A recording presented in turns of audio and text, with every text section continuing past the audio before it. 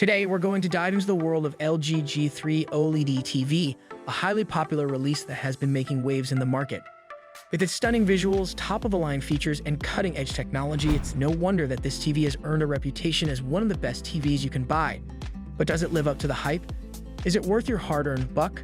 Well, in this video, we'll be covering all the bases, from its performance, usability, and more. So if you've been pondering whether to invest in this sleek piece of technology, or if you're just curious to know what all the fuss is about, then stick around. All your burning questions will hopefully be answered in this video.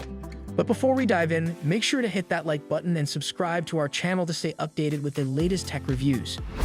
Alright, enough chit-chat, let's get started. Features. The new MLA technology in the G3 is undoubtedly the main talking point here. One of the important things to note is that MLA can brighten our view without requiring the OLEDs to be producing any more light than they already did. This is important because image retention or burn-in might result from overstressing OLED materials. In summary, the G2 was already among the brightest OLED TVs on the market, and the addition of MLA technology promises to be a significant improvement. How large? When using its AGR Vivid option, LG claims that the G3 can reach a peak brightness of roughly 2040 nits, and when using its more accurate HDR Cinema preset, 1470 nits. In HDR Cinema, the G2's brightness was limited to roughly 1000 nits, therefore there could be a significant improvement in brightness. The panel is only one piece of the TV picture puzzle, with processing another.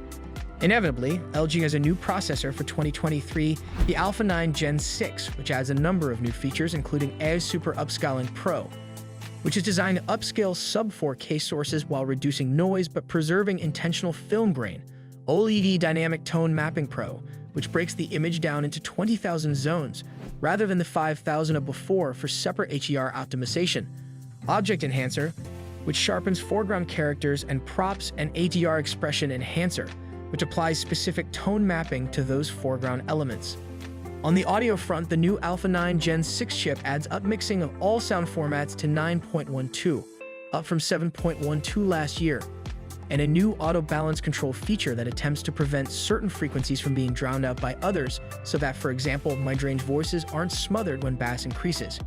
Taking a leaf out of Samsung's book, LG is also introducing a feature that allows its new TVs and soundbars to work in harmony, so that the TV speakers aren't simply disabled when the soundbar is connected but remain on and are optimized in order to enhance the soundbar's sound.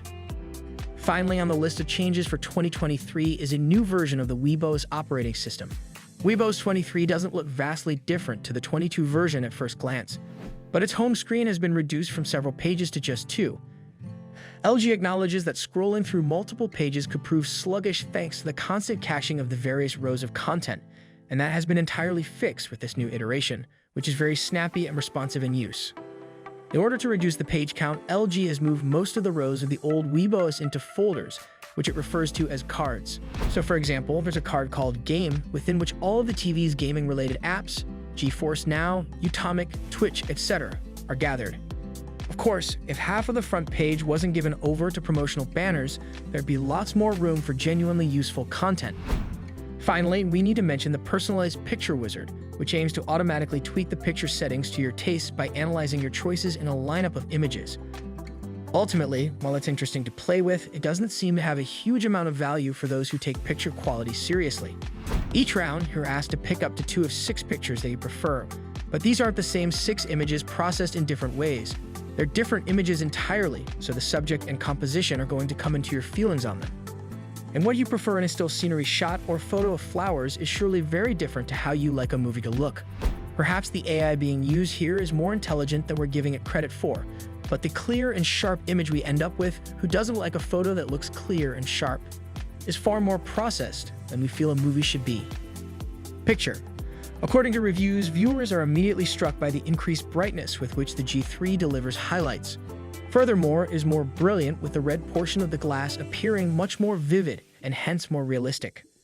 This is a characteristic we see repeated in the content we view, and it's an intriguing and essential thing to note since it implies that fears about MLA-boosted OLED TVs missing color volume in the brightest sections of their picture were unjustified. Colors on the G3 are usually more brilliant than on the G2, as seen by somewhat warmer skin tones, a bit additional pop to vehicle bodywork, and a deeper red color to a sunset. What's intriguing is that if you utilize the Dolby Vision Cinema setting, the G3's comparative low light paleness is visible throughout more of the film, probably because the TV's total light level is lower in this mode. To us, this is just another incentive to choose the usually excellent Dolby Vision Cinema home setting, while it may irritate certain purists. Sound. Aside from some loss of color volume and low-light scenarios, the G3's image is far more exciting than the G2's. Regrettably, the same cannot be true about the sound. When comparing the two with a variety of movies, it's impossible to deny that the G3 sounds a little bland. The dynamic range is similar and decent by TV standards, letting a scene to increase in loudness about as it should, but there is no punch or impact. Instead, the impacts are conveyed very haphazardly. The Dolby Atmos mode creates a very impressively broad and towering soundstage with effects that extend beyond the limitations of the TV's chassis, but it lacks the G2's depth and weight in the bass. Despite this, it still suffers from the flappy woofer issue that plagues so many TVs when confronted with the super deep rumblings in Blade Runner 2049's Chapter 2. Anyway, that's all from us today, guys, on the brand new LG G3 OLED TV. Please be sure to like the video if you enjoyed and subscribe for more content like this.